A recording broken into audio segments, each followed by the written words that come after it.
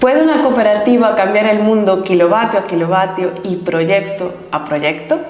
En esta nueva entrega de Social nos acompaña Luis Esteban. Él es coordinador del área de Economía Social y Solidaria y además secretario en la cooperativa ECO. Con él en esta charla vamos a reflexionar sobre la importancia del autoconsumo energético o sobre los retos que supone transformar una SL en una cooperativa de trabajo asociado sin ánimo de lucro, además de conocer, por supuesto, las iniciativas que se cuecen en su organización, en su entidad.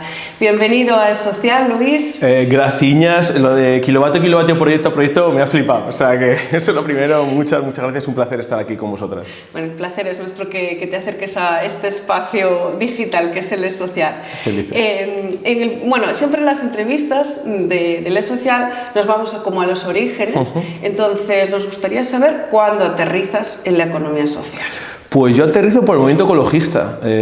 Yo formo parte del movimiento ecologista hace ya 12-13 años, teníamos y tenemos un think tank que se llama Ecopolítica y entonces en un momento dado cuando ECO este año hemos cumplido 20 años, luego hablaremos un poquito de ello, cuando ECO se muda al espacio ahora que es muy conocido en Lavapiés, hay algunas compañeras, pues en concreto José Vicente Barcia, nosotros desde Ecopolítica teníamos un club de lectura, Petra Kelly, que es de las fundadoras del ecologismo, feminista, pacifista, y nos dice, compañeras, traed este club de lectura, este espacio de lectura, traedlo a ECO, y entonces empecé mes a mes, íbamos por el espacio, y además de desarrollar el club de lectura, en un momento dado empezamos a hacer actos de todo tipo, políticos, sociales, de reflexión, y ahí pasamos años, y en un momento dado, pues las compañeras de ECO, en concreto Cote Romero, alguna vez me iba soltando, Luis, queremos contar contigo, ¿no? Entonces, en ese momento yo estaba por una vía más académica, estaba todavía con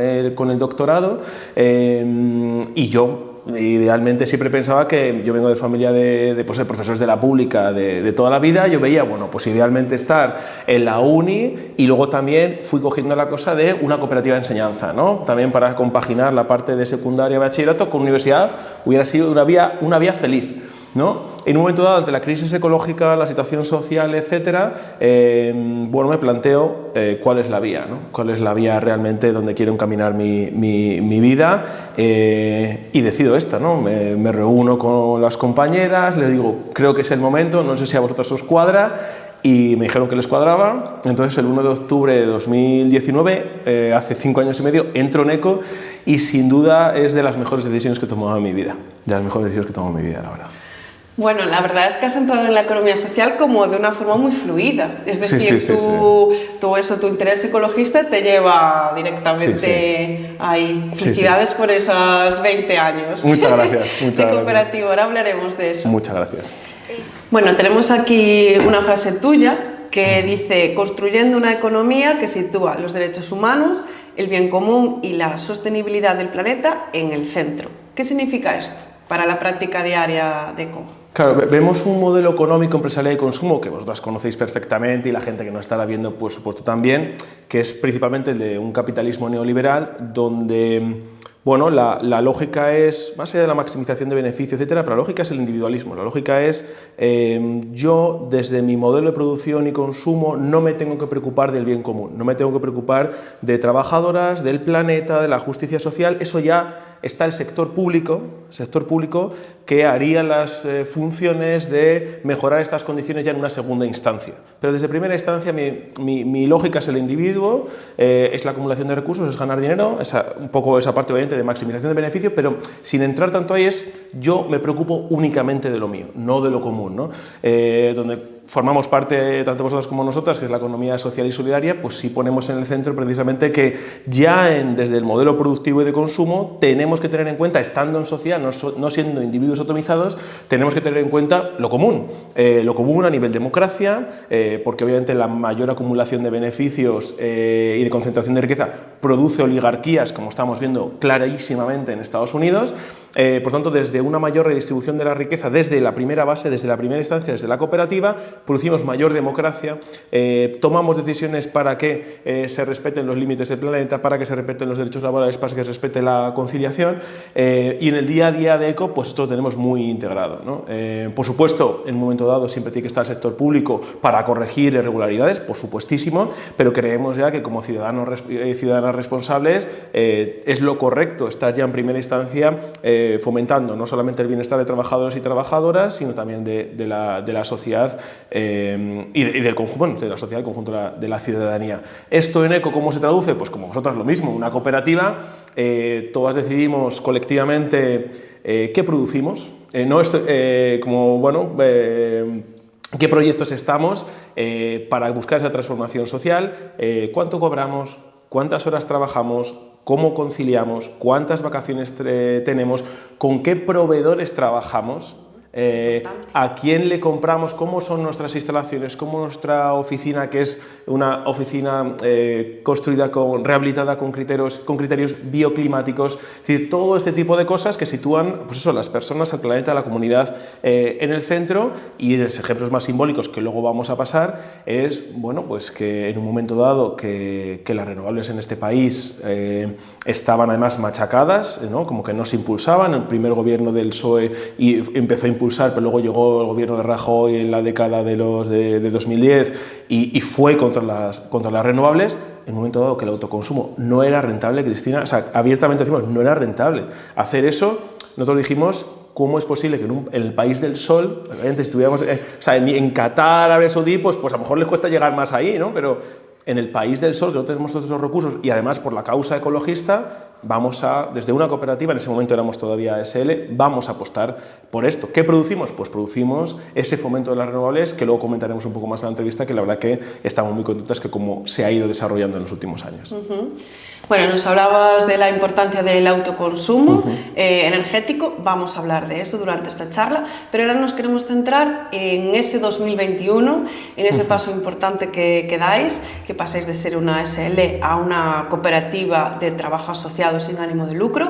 ¿Cómo vivís las personas que formáis parte del proyecto este gran cambio? Porque así lo fue. O sea, nosotros ya formábamos parte de la economía social y solidaria, claro, éramos una SL, pero una SL guay y diferente. Fuimos cofundadoras del Mercado Social de Madrid, que es la cooperativa integral de referencia de la economía social y solidaria en la Comunidad de Madrid. Entonces ya había dentro de, con que estuviera la ASL no tenía ánimo de lucro, ya de entrada, y además habría bastante participación en la toma de decisiones, por tanto no era una ASL al uso, ¿no? Entonces, entrando dentro de este movimiento de la economía social y solidaria, progresivamente eso se fue permeando obviamente en las compañeras y compañeros, y en 2019, o sea, nos constituimos en 2021, pero esto viene de 2019, comienza ese proceso de impulsar la transición a cooperativa. Por la parte del ánimo de lucro, pues además somos cooperativa de trabajo asociado sin ánimo de lucro, no hay ningún problema porque ya no había idea de ánimo de lucro, y como decía antes, yo soy hijo de profesores de la pública, entonces tampoco la idea de lucro ha estado presente en mi casa, estaban las extraordinarias de verano y de Navidad, pero no había más. Y como que la idea es precisamente obtener obviamente beneficios para seguir transformando, seguir fichando gente, seguir montando proyectos. Pero la idea del lucro, yo creo que ahí nadie intervino de una manera relevante, sino al contrario, era filosóficamente lo que queríamos hacer. Pues obviamente tener salarios dignos, condiciones dignas, pero no pensar en que estos años estamos teniendo pues beneficios, pues no pensar en la distribución de beneficios a final de año, ¿no? Prácticamente nadie estaba ahí, visiblemente al menos. Y luego viene el propio proceso, ¿no? Aquí siempre hablamos de Martha Nussbaum y Cornelius Castoriadis, ¿no? Grandes también teóricos de la democracia y de las emociones en todos los sentidos, y ellos hablan de una paideia cívico-política. Si una persona pasa de un régimen autoritario a un régimen democrático como ciudadano, digamos, no, de la noche a la mañana no viene ready-made, no viene hecho. No es en plan, ¡buah!, va a estar con todas las lógicas claras, con todas las dinámicas claras, con todos los elementos emocionales claros, ni intelectuales, sino que tiene un proceso. Entonces, en efecto, pues en principio hemos tenido 3 fases. En la tercera fase en la que estamos ahora, en una primera fase, 2019-2021, donde había que moverse un poco para constituir la cooperativa y tuvimos que tener algunos debates. Hubo debates, pero digamos que no sé hasta qué punto nos acabaron de permear enteramente el debate, porque al final luego tienes que vivirlo, estábamos en pandemia, mucha gente estaba haciendo también transiciones a cooperativa en ese momento, tiraron para atrás, nosotros dijimos, no, para adelante con sacar el proceso productivo para adelante y para adelante trasladar la cooperativa, ¿no? Constituimos la cooperativa en 2021 y hemos vivido desde 2021 a 2024 hasta el año pasado, a mediados del año pasado, un proceso en el cual, saliendo de la pandemia, también que salía, pues cada uno también sale de la pandemia, estás focalizado, como decimos, en el proceso productivo, luego hablaremos, tenemos un pico enorme de trabajo, además por el autoconsumo, que son los años gordos, es decir, pues estamos muy centrados en el día a día, pero en la parte societaria, pues empezaba a haber algunas desavenencias, porque claro, no habíamos creado suficientes estructuras y suficiente participación para el conjunto de la cooperativa, el conjunto de las socios y las socias, y además es que ECO crece mucho en esos momentos por el punto del autoconsumo y porque por fortuna van bien las cosas también en otras líneas, ¿no? Ahí hay una fase y estamos ahora en el 2024-2025 donde se abren, se debaten abiertamente todas esas cosas que estaban guardadas en el 2021-2024 o que eran más entre la gente, pero no era de manera colectiva, ¿no? Y estamos en un proceso exigente, muy exigente, desde mediados del año pasado hasta la actualidad y que seguiremos en estos meses, de, bueno, ¿qué cooperativa queremos ser de mayor, ¿no? Entonces, pues sí, hicimos la transición formal en 2021, pero realmente cuando se está observando que estamos constituyendo una cooperativa es ahora, ¿no? Con todas las tensiones, tanto a mejorar como tensiones positivas, porque es como ahora cuando te estás colocando, ¿no? Ahora es cuando te estás convirtiendo en un cooperativista, ¿no? Que sabes todos los equilibrios que antes hablábamos con Alex, bueno, todos los equilibrios entre dónde está el equilibrio entre sacar el proyecto adelante, pero además no para tu beneficio individual, económico, de maximización de beneficios, sino para la transformación social.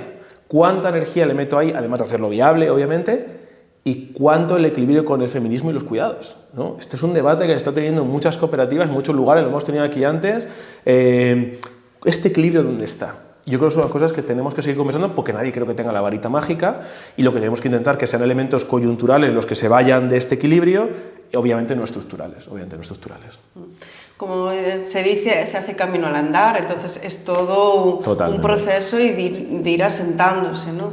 Es decir, como cooperativista o bueno, como otra persona que forma parte del sector de la economía social, es algo que está en continuo cambio, que está vivo, y menos mal. 100%. Y además aquí hay un compañero Joanes de Tasebas, Joanes Rosso, que dice que para que una cooperativa funcione hace falta 3 elementos: la persona, el departamento y la cooperativa.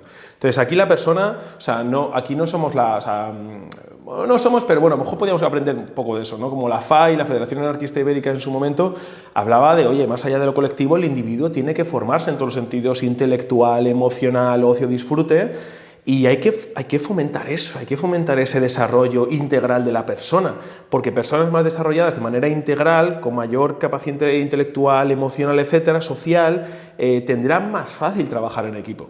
Pero luego tenemos que tener buenas dinámicas de equipo en departamento y luego buenas dinámicas de equipo en cooperativa con otras compañías que a lo mejor en tu día a día estás menos relacionado, ¿no? Nosotros, y acabo con esto, no me quiero tampoco enrollar, Cristian, pero me parece importante señalarlo, nosotros somos una cooperativa de 30 personas, 32 personas,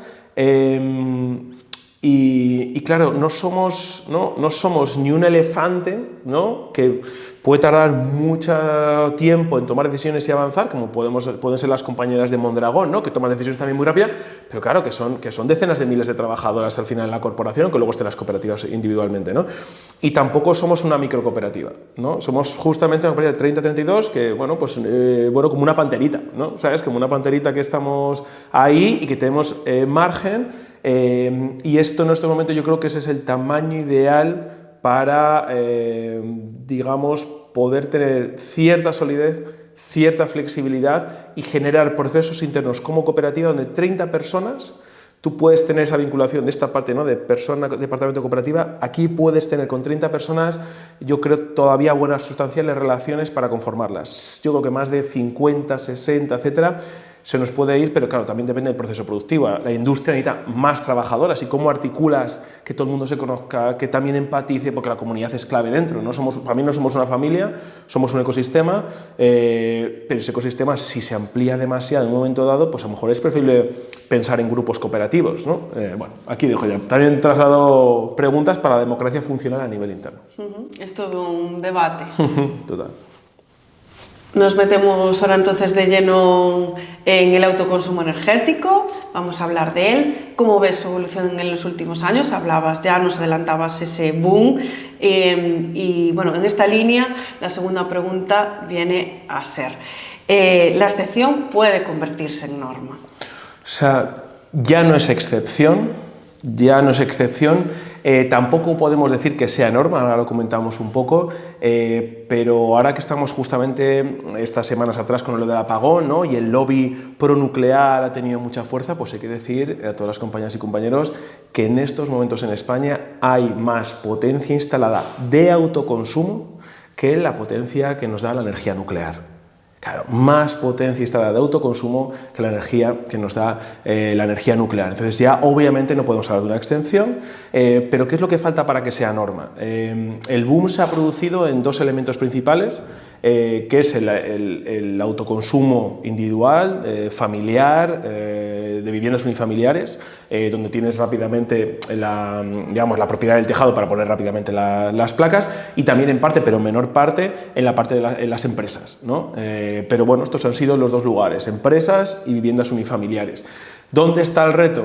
El autoconsumo colectivo, que luego vamos a comentarlo un poco. El autoconsumo colectivo es el que nos queda todo el camino. Cuando consigamos hegemonizar el autoconsumo colectivo, será norma, ¿no? Pero sí me gustaría señalar por qué hemos pasado de ser excepción a casi norma, y luego hablaremos de lo de la norma, ¿no?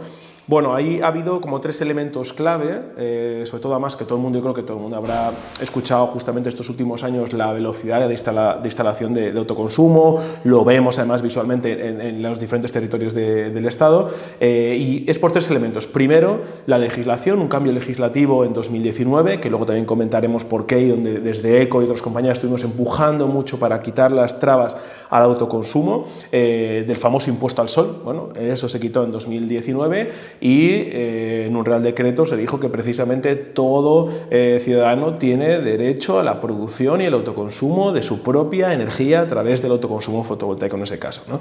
Excepcional, una legislación favorable, pero ante una legislación favorable, si no hay algo caliente, pues no, la legislación ya sabes que a veces se queda muy fría y que no está el momentum para que eso, para aprovecharlo. Esto estaba en 2019, ¿cuándo se aprovechó el momentum? 2022-2023 principalmente. ¿Por qué? Primero, invasión rusa de Ucrania, se disparan los precios de la energía y la gente empieza a mirar el autoconsumo, que es la forma de producir energía más barata que existe. La gente empieza a mirar autoconsumo, con la idea también de la Unión Europea, de la soberanía energética, etcétera. Pues ahí hay un enorme también el momentum para que se dispare. Y luego un segundo momentum, pues los Next Generation, los fondos Next Generation, por la parte del COVID, ¿no? Pues influido también por todos estos nuevos momentos, pega un boom increíble, como decimos, reto actual el colectivo, pero eso creo que lo comenzamos después, pero sí decir y enfatizar que hay más potencia instalada de autoconsumo fotovoltaico que de la energía que nos da la energía nuclear, para el debate que tenemos estos momentos encima de la mesa.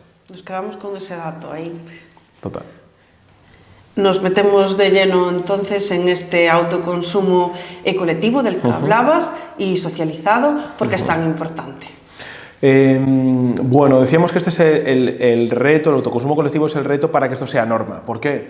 Porque la mayoría de personas, seguramente tú y yo también, vivimos en edificios, no vivimos en viviendas unifamiliares, ¿no? Entonces no tenemos directamente, tenemos que coordinarnos para llegar a poner placas en nuestros tejados, y claro, ahora mismo el autoconsumo colectivo del conjunto de autoconsumo solo supone el 2%. O sea, teniendo en cuenta que todo el mundo, la mayoría de la población en España, vive en edificios y que de momento solamente el 2% corresponde a autoconsumo colectivo, tenemos aquí el reto de ahí sí hegemonizar. La norma permite además compartir energía en un radio de 2 kilómetros y por tanto nos queda todo por hacer ahí, nos queda todo por hacer. Cuando consigamos eso, cuando consigamos que un porcentaje creciente de la población en España tenga este autoconsumo colectivo, ahí ya sí podremos decir que es norma. Pero ¿y por qué el autoconsumo colectivo es más revolucionario? Es una maravilla, y luego comentaremos un poco todos los pioneros y pioneras de por qué hicieron autoconsumo fotovoltaico, pero es una maravilla que la gente tenga ese autoconsumo fotovoltaico, primero por el elemento de crisis climática y también ahora ya por la parte de la rentabilidad de la inversión, ¿no? Pero el tema es que igualmente, aunque se estén haciendo compras colectivas, esto un poco, digamos, viviendas unifamiliares que, a salvo que se organicen entre sí, no se genera barrio, no se genera comunidad. Entonces, cuando decíamos antes lo del capitalismo neoliberal y esa atomización, ese individualismo, lo que tenemos que es juntar a la gente. ¿Cómo es posible que haya viviendas en las cuales, edificios en las cuales casi no te conozcas con el de la escalera, no te conozcas con el resto de plantas y como mucho además, y te dé pereza ir a una reunión de la comunidad de vecinos, ¿no? Bueno, pues el autoconsumo colectivo, y esto es una cosa como una filosofía desde ECO, y luego hablaremos de otros proyectos, ponemos en marcha proyectos, pero sobre todo con un espíritu base que es el de generar comunidad. Ante una atomización rampante y que precisamente está cogida por el ultranacionalismo en estos momentos, que el neoliberalismo te atomiza y el ultranacionalismo te genera la supuesta comunidad, donde muchas veces se genera odio al diferente, tenemos que generar comunidades que emancipen, que liberen y que tengan potencial transformador, ¿no? Una de ellas, una de esas herramientas, es el autoconsumo colectivo y genera, por tanto, comunidad, genera barrio, que es fundamental, y genera también que esas personas que están en el autoconsumo colectivo son la punta de lanza una de las puntas de lanza de esas transiciones energéticas en el sentido comunitario, más allá del Estado, más allá de empresas. ¿Por qué?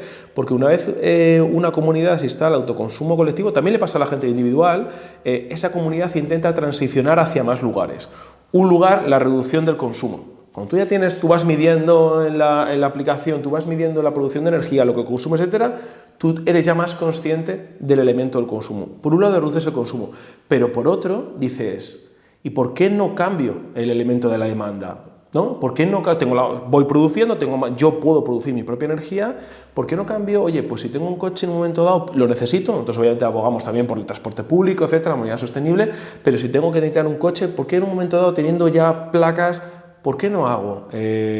No adquiero en un momento dado, si lo necesito, un coche eléctrico. ¿Por qué no cambio mis sistemas de climatización en casa por sistemas de base eléctrica? Es decir, que son los primeros también, ante el reto de electrificar la demanda, los primeros que están ahí y hacerlo de manera también colectiva, ¿no? Y en este caso tenemos ejemplos, bueno, preciosos, ¿no? Pero en este caso queremos mencionar uno, ¿no? Que es la Pablo Renovable, que es el mayor barrio solar, el mayor autoconsumo colectivo de España, según Televisión Española, no según nosotras, también de la Unión Europea, pero aunque más allá de eso, seguro sea uno de los mayores de la Unión Europea, donde 512 familias se han puesto de acuerdo para poner un autoconsumo en sus viviendas, ¿no? Es increíble, ¿no? Eso hace barrio, la energía, la vibra que hay ahí, ha sido un proceso, como digo, la parte ingenieril, se instalan las placas y guay, perfecto, todo el mundo feliz y hace esa transición a cuestiones de transición energética, pero está la parte de la comunidad, ¿no? Y esa parte es la que desde ECO creemos además que aportamos muchísimo valor por la experiencia también que tenemos y la que, como digo, nos queda todo por recorrer porque el autoconsumo colectivo, enfatizo este dato, solo representa el 2% del autoconsumo instalado y aquí a todas, ¿no? No solamente ECO, sino a todas las empresas cooperativas de instaladores, instaladoras de ingeniería renovable, por favor, ¿dónde está la cámara? Que os metáis ahí, porque es que tenemos todo el campo, es complejo cuando llega un proyecto normalmente de autoconsumo colectivo, no es lo mismo que un residencial, ¿no? El residencial pues es una vivienda unifamiliar, pum, ya sabes que tú te lo quieres poner, hablas con la empresa, te lo instala, fuera. Obviamente hacer comunidad cuesta más. Lleva más meses ponerse de acuerdo, cuánto cada uno va a querer tener del porcentaje, pero además es mucho más accesible, ¿no? Esto también hay que enfatizarlo, que la inversión que tú necesitas en un autoconsumo colectivo en una vivienda es menor porque puedes elegir el porcentaje que tú quieres compartir, desde 200, 300, 400 euros, tú ya puedes recibir algo, obviamente recibirás más energía cuanto más, pero tú ya puedes entrar dentro de eso y es más accesible desde menores cantidades, ¿no? Así que, bueno, animar a ese autoconsumo colectivo porque es el reto que tenemos por delante y lo que convertirá el autoconsumo en norma en este país. Ayuda a democratizar, sin duda, y a probar, ¿no? A lo mejor bueno, no me quiero meter esa inversión, vamos a probar. Y además de forma comunitaria, que va a ser muy enriquecedor ver todos los puntos de vista. Nos apuntamos ahí la Pablo Renovable para que le echen un ojo y que se animen a apostar por el autoconsumo colectivo. Totalmente. Durante estos 20 años habéis acompañado a miles de personas para que se hagan productoras de energía. Si tuvieras que elegir un hito o un logro a destacar, ¿cuál sería? Bueno, pues teniendo en cuenta que ahora somos una empresa de energías renovables y de innovación social y mola mucho, está claro, ¿no? Como que mola bien, pero que el hito es en sí que sigamos existiendo en la parte de empresa de energías renovables 20 años después, cuando hace 20 años no estaba el sector tan bollante como lo puede estar en estos momentos y tan hegemonizado y socializado en la población. O sea, como primer hito, que sigamos aquí 20 años después celebrándolo, ¿no? Pero luego entrando ya en los hitos concretos a lo largo de esta historia, ¿no? En el ámbito de la energía. Hito primero, pues eso, cambia el gobierno de Rajoy, principios de la década de 2010 y empieza, digamos, bueno, pues como mencionábamos un poco antes, ¿no? A atacar el sector de las renovables, llega el impuesto al sol por la influencia del oligopolio energético, que de nuevo vuelve a estar en boca de todas y todos por el apagón, ¿no? Y entonces, en ese momento que digamos, se mete mucha presión sobre las energías renovables y mucha burocracia por la parte del impuesto al sol, que era eso, bueno, pues ahí el primer hito es empezar a ver que hay dos vías de acción. Por un lado, ECO cofunda y coordina la plataforma por un nuevo modelo energético que busque que sea renovable, democrática, ciudadana, descentralizado, y ahí esta plataforma presiona muchísimo para el cambio legislativo, ¿no? Que lo cual se consigue después y ahí se observa en el Real Decreto de 2019 que deroga el impuesto al sol. Por tanto, una acción primero por aquí, una acción, digamos, social, de organización social, de movimiento social, en el ámbito de la energía en nuestro país, eso por un lado, y luego por otro lado acoger, y esto hay que ponerlo así, a pioneros y pioneras que no por cuestiones de rentabilidad económica, sino por cuestiones de crisis climática, de causa ecologista y de soberanía energética, para no dejarla en manos del oligopolio, y deciden, es que pese a todo, pese al impuesto al sol, pese a los golpes que están dando aquí, quiero intentarlo. Y se acercaban a ECO y decían, compañeras, quiero intentarlo. Y desde ECO, esto como primeros hitos, plataforma, y primer hito también, pues vamos a ello. A estos pioneros y pioneras, pues vamos a intentarlo y a poner las primeras instalaciones de autoconsumo en este país. Salían, y entonces, hito número 2, nos planteamos, oye, ¿y si esto hacemos una campaña, vamos a poner un número? Pues esto fue así, ponemos 100 que queda bien. Sí, y número redondo. Un número redondo. En 2017 había en este país solamente 150 instalaciones de autoconsumo. 150, algunas ya de ellas nuestras. Y pusimos en campaña de 100 a las 150. Claro, por eso ECO se convierte en un referente en todo esto, ¿no? Porque apostamos cuando nadie apostaba y, como decimos, enfatizamos, para nosotros en esa línea de negocio de autoconsumo no era rentable. Y esto es lo que decíamos antes en la práctica, cómo se sitúan estos principios de la economía social en el caso de ECO. Pues apostar por líneas que sabemos que en un futuro sí deberían ser rentables, que ahora no lo son, que no están en la sociedad, pero que tenemos que dar ejemplo también en eso y tenemos que promover el expertise, la colectividad, empezar un nicho de gente para ampliar, impulsar. Y ahí lo celebramos, pues 100, hicimos una campaña y conseguimos que 100 personas se sumaran a esa campaña y además yo me acuerdo gratamente de la fiesta de esa campaña porque acabamos a las 7 de la mañana bailando salsa por Madrid. Entonces fue espectacular, era una locura. Yo en ese momento ni siquiera estaba, como decía, estaba con Ecopolítica, en los araos de por allí, pero estábamos invitados y aquello fue loquísimo y muy orgullosos de ese hito, ¿no? Esto fue, como decimos, en el 2017. Nos convertimos en referentes, avanzamos y ahí ya luego viene el hito 3, ¿no? Eso que decíamos antes de pasar del autoconsumo individual al autoconsumo colectivo. Instalamos, en principio que sepamos, el primer autoconsumo colectivo de Madrid, el primer autoconsumo colectivo de Euskadi, es siempre pues eso, conectado a red, etcétera, porque había luego algunos muy autosuficientes en algunas zonas, pero no estaban conectados a red, y ahí está el siguiente hito de ser referentes también en autoconsumo colectivo, en este sentido, pues en la Pablo Renovable, que acabamos de terminar, siendo el mayor barrio solar de España, y luego cuestiones, bueno, organizar muchas compras colectivas, que ya la gente haga autoconsumo individual, pero con compras colectivas, y por tanto fomentar también la idea de comunidad ahí, y luego obviamente comunidades energéticas, ¿no? Municipios como Getafe, como Alcorcón. Entonces el hito 3 que hemos conseguido articular también en el ámbito de energía muy bien, y tenemos mucha experiencia y mucho reconocimiento en el autoconsumo colectivo, que es a nosotros lo que nos parece el rock and roll, de verdad. O sea, que hay que seguir siendo residencial, etcétera, pero la transición es todo lo posible a empujar el colectivo para también esa parte de generación de comunidad. Tenemos ya una visión muy amplia del trabajo que lleváis realizando desde ECO en el ámbito energético, y nos vamos a meter con otro tipo de proyectos que tenéis entre manos. Ahí tenemos una iniciativa que tiene un gran tinte formativo, como es la Escuela de Activismo Económico.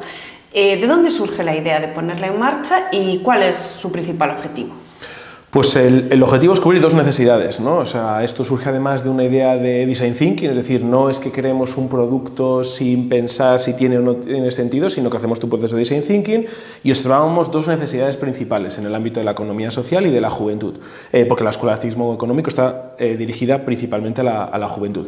Del lado de la economía social y solidaria, pues el reto del relevo generacional. Lo dice el Ministerio, lo dice CEPE, lo dice la patronal, lo dice la Estrategia Española de Economía Social 2023-2027, lo decimos las cooperativas, ¿no? ¿Dónde está la gente que nos venga a cubrir e insertarse en estos puestos de trabajo con determinadas capacidades?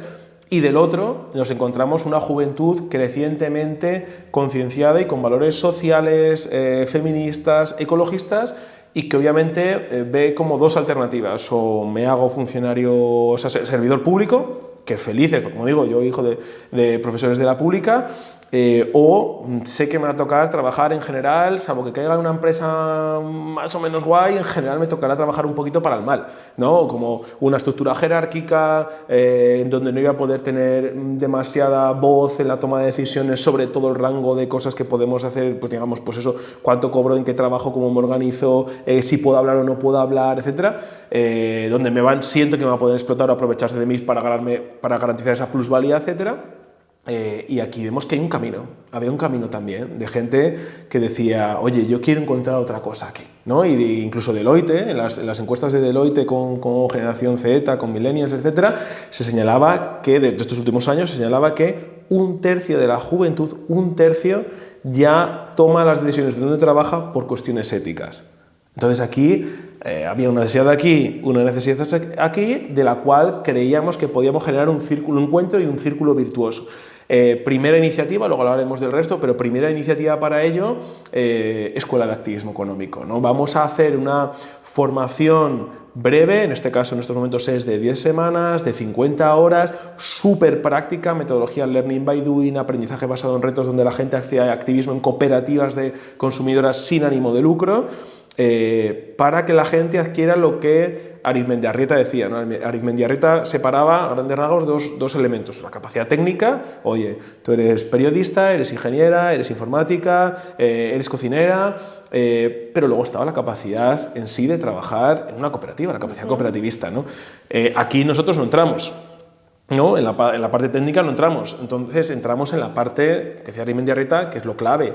Oye, una persona no puede transicionar de un sistema capitalista a una empresa capitalista, y hablamos antes de la paideia empresarial cívica, la cívico-política, trasladando esto a la paideia empresarial. Oye, tú, si vienes de la empresa capitalista, necesitas cambiar lógicas, cambiar dinámicas, cambiar perspectivas, cambiar la parte mental, para entrar a trabajar en la economía social y solidaria. Entonces, la Escuela de Activismo Económico es como la puerta de entrada, la primera puerta de entrada. Luego ya tienes tus másters, tus incubadoras, etcétera, pero es la primera puerta de entrada entre los talleres que a lo mejor te han podido dar a lo mejor una charla en la universidad o has visto algún vídeo, alguna cosa, pero esta es la primera puerta de entrada, ¿no? Donde te conectas con el ecosistema, entras en directo a participar en las cooperativas, te relacionas con gente con tus mismas inquietudes, y la verdad que está teniendo un éxito increíble. Lo hemos testeado, es la 6ª edición en estos momentos, han pasado más de 450 jóvenes maravillosos y maravillosas, de verdad ha sido, o sea, muchas veces siempre decimos ya que casi es la excusa, la formación para, de nuevo, la formación de comunidad.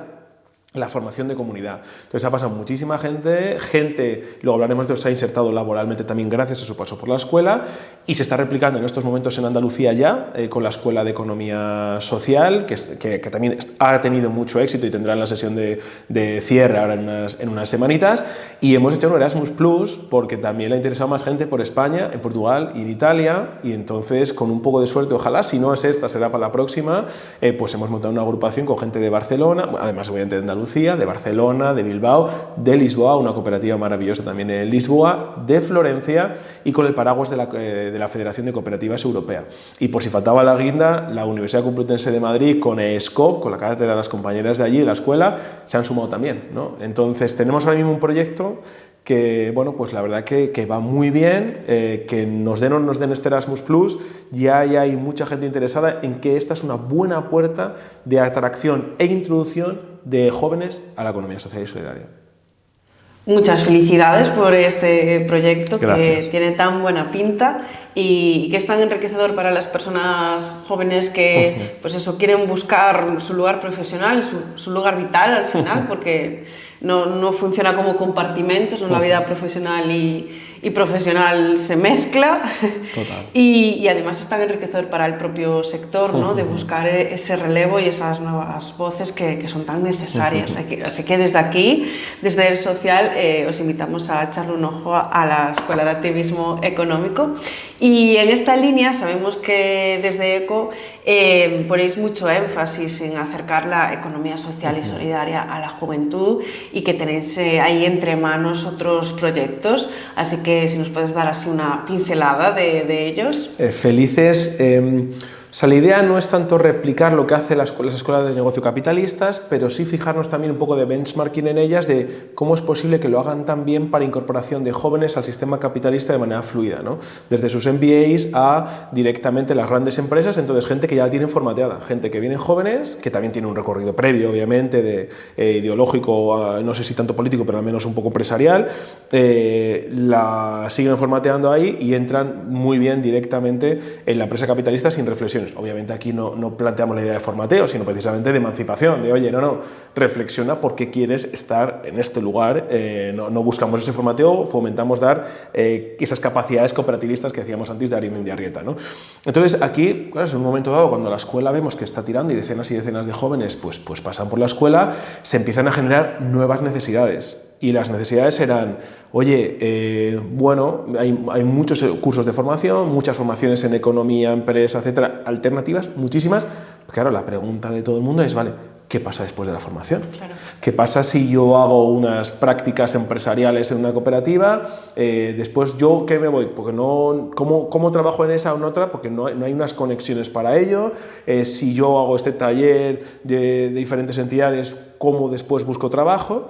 Y entonces empezamos a desarrollar una bolsa de empleo artesanal con las compañeras de FECOMA, la Federación de Cooperativas de Economía Social de Madrid, para buscar que en un momento dado potencialmente su gente de Gredo San Diego, también que es una de las principales, la cooperativa de enseñanza que está impulsando mucho la FECOMA, y nuestra gente de la Escuela de Activismo Económico, cuando salieran de sus FPs, etcétera, y de la escuela, pudieran tener bolsas de empleo artesanales de las ofertas de empleo que hubiera en la Comunidad de Madrid desde la economía social y solidaria, ¿no? Empezamos a trabajar en eso y la compañera de FECOMA, Ana, en una reunión random a finales de julio intentando plantear eso, dijo, ¿y si montamos una app? ¿Y si montamos una app? ¿No? Y entonces aquí surge un poco bueno, pues el siguiente elemento que tenemos para la juventud. Pues empezamos a explorar lo de la app, los informáticos a los que los preguntamos nos dijeron que había gente en Cataluña que ya tenía desarrollada tecnología pero que no había comercializado, que son las compañeras de Facto. Empezamos a hablar, echamos un PERTE, nos dieron el primer PERTE, el PERTE 1, 10º proyecto mejor valorado, etcétera, y empezamos a seguir desarrollando tecnológicamente la aplicación y ya empezamos a comercializarla. A esto se suma también Tasebaes y ahora mismo justamente estamos hoy aquí en Santiago de Compostela a presentar la versión 2.0 de AppMe App con compañeras de Spazoco, con Numas, con Moira, cooperativas de aquí gallegas y otras compañeras pues de APN, Energías Sin Fronteras, la gente de Portas Abiertas, de Orense. Entonces muy felices de que esto vaya tirando y es, oye, esto ya no es un elemento de una bolsa de empleo artesanal, sino un portal de empleo de la economía social y solidaria, donde la gente que quiera encontrar empleo en otro lugar, con trabajos dignos, con valores, etcétera, y con este modelo cooperativista como muy de base, bueno, tiene un lugar donde están las ofertas. Estamos todavía, obviamente, producto mínimo viable 2.0, es verdad, pero producto mínimo viable iremos mejorando muchísimo, pero aquí hay gente que se ha colocado. Se han subido más de 200 ofertas de empleo, hay más de 2.000 usuarios registrados, que para un producto mínimo viable estamos súper contentas y estamos creciendo permanentemente. Entonces, como que esto es lo que, siguiente elemento, AdMeUp, además siempre proyectos de intercooperación, ¿no? Con más gente para hacerlo.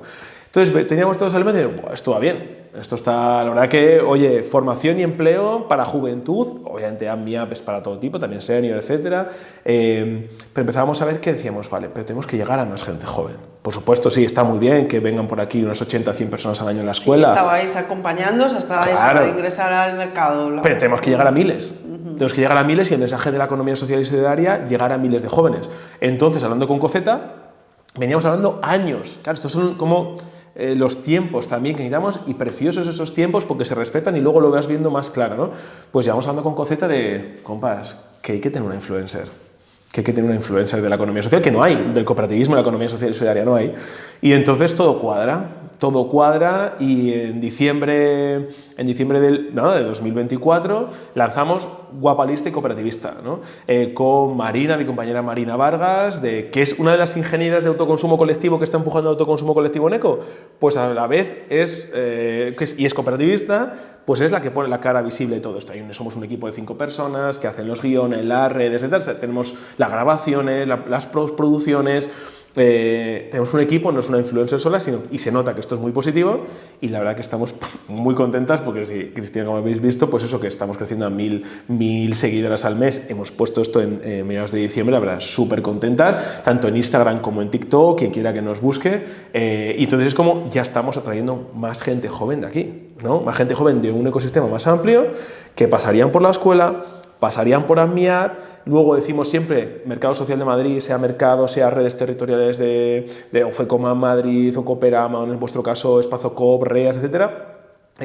Porque dices, oye, una persona joven que hace este recorrido, cuando se inserta en una empresa, encuentra trabajo gracias a AdMeUp en una empresa, digamos, tiene que sentir que la empresa no está atomizada en el conjunto del movimiento, ¿no? Sino que justamente sea una empresa que intercoopere con el resto para que ese objetivo global de transformación del modelo económico empresarial y de consumo sea, digamos, esté palpable en el día a día. No es que tú ya entres en una empresa que es guay y ya no cooperas con más gente, no, claro. Que estamos en red y que en el día a día estamos en red. Entonces me siento como que las fuerzas son mucho más potentes. Y ya por último, pues claro, si un joven entra todo hace este recorrido, ¿no? Y va conociendo gente guay por aquí, pero dice, ya me inserto en esto, pero me falta esos espacios que muchos se generan en la escuela de comunidad, ¿no? Y entonces hemos puesto más de chapas y tapas, ¿no? Encuentros sin prisas para imaginar economías postcapitalistas, ojito. Y la idea es eso, pues nos encontramos de nuevo con colaboración con el Lolas, un bar cooperativo de la Latina, con Beers and Politics, y nada, pues con una charla de un experto en un bar, que es un bar cooperativo de la Latina en Madrid, pues nos juntamos decenas de personas, que la gente luego pasa más tiempo tomando las cañas posteriores, que es el objetivo también, que en la charla previa, que es 1h30, ¿no? Entonces, bueno, pues está saliendo muy bien, y este es el itinerario que estamos proponiendo. Hay más ideas encima de la mesa para seguir enriqueciendo este itinerario, pero de momento es lo posible ir escalando este itinerario, que cada una de las iniciativas funcione muy potentemente, ¿no? Es toda una red, es toda una construcción de una red que, como comentabas, es decir, vas aprendiendo sobre economía social, sobre cooperativismo específicamente en este caso, y el aprendizaje no se acaba nunca, y ir conociendo gente, ir enriqueciendo tu círculo, ir aportando a ese círculo también, es decir, forma parte del ADN. Desde El Social somos muy fans de la Guapa Lista Cooperativista, muy fans de Marina y de este proyecto que es muy ilusionante, y la verdad que era muy necesario. Nos vamos ahora por otro de los proyectos que cultiváis, es el Guardabosques, que se cuece en Donelle, en pleno corazón de la Ribeira Sacra lucense. Bueno, pues hemos adquirido una aldea deshabitada en un sitio espectacular, pero antes de entrar en ello mucha gente podrá pensar, vale, esta gente que está en la parte de energías renovables, en trabajar con Juventud de Economía Social y Solidaria, ¿qué se les ha perdido en Donell, en la Ribeira Sacra, en Galicia? Bueno, pues volvemos a la parte que decíamos siempre del espíritu de antes, que es la generación de comunidad, ¿no?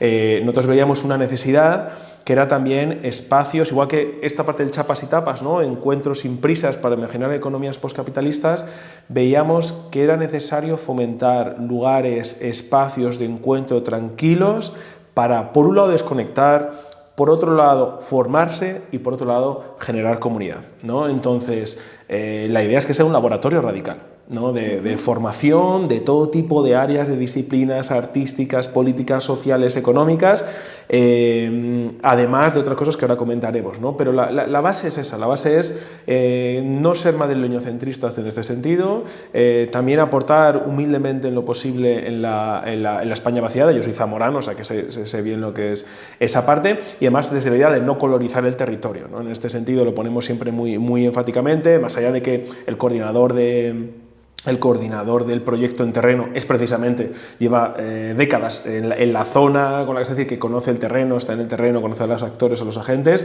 y de hecho estamos en una interlocución permanente y generando ese ecosistema con el alcalde de Sober, que Luis lo está haciendo, la verdad que no podemos estar más encantados, con Manolo Vieitez, que es el arquitecto, luego con la familia que nos está acompañando, la familia a la que adquirimos la aldea, que nos está acompañando de una manera que no podemos pedir más. Entonces, desde la idea de no colonizar el territorio, sino acompañar en un proceso también de desarrollo de ese territorio con todos los actores, con todos los agentes, con las asociaciones, obviamente, de la Ribeira Sacra, para hacer esto, ¿no? Para hacer un laboratorio radical primero de formación donde la gente, tanto de Galicia, de regiones cercanas o del resto de España, acudan a formarse, ¿no? Mientras estamos, ahora entro un poco en lo de la obra, pero mientras acaba la obra, pero bueno, lo digo ya, la obra no acaba hasta, en principio, si todo va bien, Semana Santa 2026. Pero claro, no solamente queremos estar ya como la idea de la obra, que se escuche que esta gente quiere hacer cosas allí ya, no, sino que estamos haciendo ya cosas allí, en el territorio.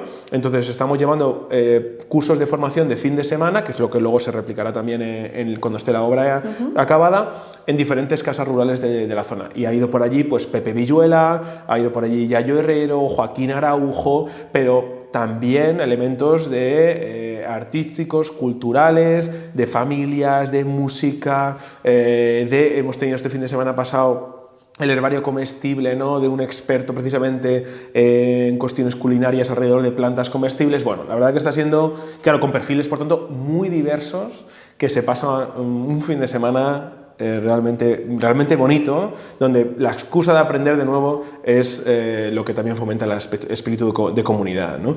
Pero no solamente queremos eso, sino que queremos que sea también como un espacio de coworking rural o un polo cooperativo. Estamos en este sentido en el PERTE, en último PERTE, con las compañeras de Grupecos, de Tangente, compañeras también de la Veloz en Aragón, de Euskadi y de Valencia, para que también en lo rural, allí en Galicia, obviamente en colaboración, en consonancia pues, con todas las compañeras aquí de gallegas del territorio, podamos también ahí humildemente tener un polo cooperativo para desarrollar los principios de la economía social y solidaria, y que toda la gente, desde social, desde las cooperativas gallegas, desde asturianas, castellanas y leones, etcétera, incluso, ¿por qué no?, portuguesas, siente que hay un espacio para desconectar, para formarse, para ir a hacer sus programas concretos, porque vamos a tener salas de coworking preciosos, rodeados de prados y de bosque.